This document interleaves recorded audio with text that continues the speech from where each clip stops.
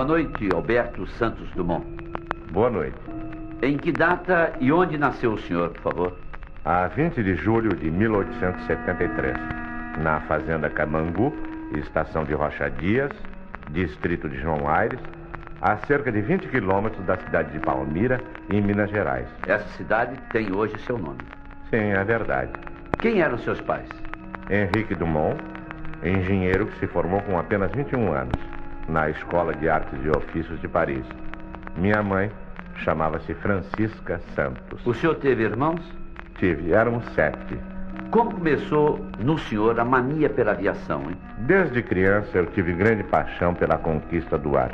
Eu adorava mecânica, lia muito. O que lia o senhor? Todos os livros de Júlio Verne. Como o senhor chegou a Paris? Meu pai foi tratar-se de uma hemiplegia em Paris, levando toda a família. Como achou que lá eu tinha mais condições de estudar, deixou-me. Eu tinha 18 anos. Quando o senhor subiu aos céus pela primeira vez, Santos Dumont? A 4 de julho de 1898, com o único dos meus balões que teve um nome: Brasil. O senhor sofreu muitos acidentes, Santos Dumont? Muitos. Caí em árvores, até fui salvo por crianças em Bagatelle, pedindo-lhes que puxassem o cabo do meu balão com força. Choquei-me contra o Hotel Trocadeiro, mas sempre fui salvo milagrosamente. E quando foi a primeira vitória? A 19 de outubro de 1901. Com o balão número 6, eu contornei a Torre Eiffel, fazendo a rota de 11 mil metros em 29 minutos e 30 segundos. Ganhei o prêmio Deutsch. Por favor, qual o valor desse prêmio, hein? 100 mil francos, mais 25 mil oferecidos pelo Aeroclube da França. E que fez o senhor desse prêmio? Eu doei 75 mil aos pobres de Paris. E o resto eu dividi com os amigos que me ajudaram na construção dos aparelhos. O senhor fez balões dirigíveis até o número 14. Por que não se sabe nada do balão número 8? Eu pulei o número por superstição. O número 8 nunca existiu. Pode citar algumas personalidades que o cumprimentaram pelo sensacional voo de contorno da Torre Eiffel? Sim. Thomas Alva Edison, o pai da eletricidade, o grande Júlio Verne, Marconi, o gênio do telégrafo sem fio. O presidente Theodore Roosevelt chamou aos Estados Unidos?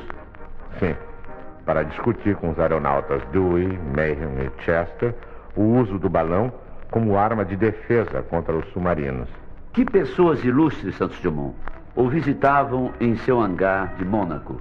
O rei Leopoldo II da Bélgica, o rei da Espanha, o príncipe de Mônaco, a imperatriz Eugênia, a viúva de Napoleão III, o conde D e sua esposa, a princesa Isabel. A princesa Isabel lhe mandou um almoço por uma corda quando o senhor estava pendurado num galho de árvore. Isso é verdade? É verdade, sim. A princesa, nessa ocasião, me deu também uma medalha de São Benedito. O senhor visitou o Brasil em 1903, não é assim? É. E fiquei assombrado com tantas homenagens, banquetes, discursos. O senhor voltou logo para a França, no entanto. É, um pouco desgostoso com algumas pessoas. Apregoavam que eu só voava por dinheiro, que me naturalizara francês e tantas outras coisas. Bem, mas agora o seu objetivo seria o mais pesado que o ar, certo? Sim. E com o meu avião 14 bis no campo de Bagatelle, em 23 de outubro de 1906, eu conquistava os prêmios instituídos por Ernest Archdeacon e pelo Aeroclube da França. E a 12 de novembro eu já batia meu próprio recorde, voando 220 metros a uma altura de 6 metros. Mas os americanos insistem em dizer que os irmãos Wright voaram antes do senhor, Santos Dumont. O Aeroclube da França registra em suas atas ter sido eu o primeiro aviador do universo que subiu em aeroplano com um motor de petróleo e que eu estabeleci o primeiro recorde de aviação do mundo. Dentre muitas provas, eu tenho a Legião de Honra da França, por exemplo. Os irmãos Wright ou planavam ou tinham seus aparelhos sem rodas lançados em trilhos por catapultas. Esta é a verdade histórica, senhor. O senhor, Santos Dumont, teve outros inventos, pois não? Algumas ideias. O arpão salva-vidas, um motor portátil para auxiliar os alpinistas, o relógio de pulso, a garagem aérea, as carruagens aéreas e, o que é mais importante, a asa em delta. Eu nunca patenteei nada, pois as minhas invenções destinavam-se a todos sem restrições. Por que o senhor usava esse chapéu, desculpe, mas com a aba tão amassada? Certa vez eu voava sobre o Rio Sena quando houve um retorno da chama do motor do número 9. Eu peguei meu chapéu Panamá para abafar as chamas. Depois eu posei com toda a tranquilidade. Mas havia um repórter que me fotografou e eu saí assim num jornal. Esse chapéu com abas tortas, assimétricas, passou a ser moda em Paris. Quando estourou a guerra de 1914, que fez o senhor, Santos Dumont? Vendo os meus amigos morrendo nas trincheiras e nos céus, eu alistei-me, indo servir como chofer.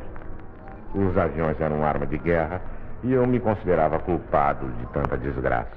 A casa que o senhor construiu na cidade de Petrópolis, em 1918, tem meios degraus que obrigam a pessoa a subir sempre com o pé direito. Por que isso? Superstição. Que livro o senhor escreveu na casa de Petrópolis? O que eu vi, o que nós veremos. No ano de 1932, onde estava o senhor? Em São Paulo. Havia uma revolução e no Guarujá eu tapava os ouvidos para não ouvir o ronco dos aviões. O senhor morreu nesse ano, pois não? Sim, num quarto de hotel em Guarujá, na manhã de sol de 23 de julho de 1932. Deixou fortuna? Eu gastei enormes somas com os meus inventos. Se assim não fosse, eu teria deixado uma fabulosa herança para os meus herdeiros indiretos, já que eu não fui casado e nem tive filhos. Onde está seu corpo, Santos Dumont? No cemitério de São João Batista, no Rio. O meu coração está na Academia da Força Aérea, em Pirassununga, no estado de São Paulo. Dentre as inúmeras homenagens póstumas que lhe foram prestadas, houve uma de grande significação. Sim, houve. O general Góes Monteiro dirigiu uma proclamação ao povo, ordenando que os aviões deixassem de bombardear as posições militares inimigas. Pela minha morte, fazia-se uma trégua na luta que se travava entre irmãos brasileiros. Muito obrigado, Alberto Santos Dumont.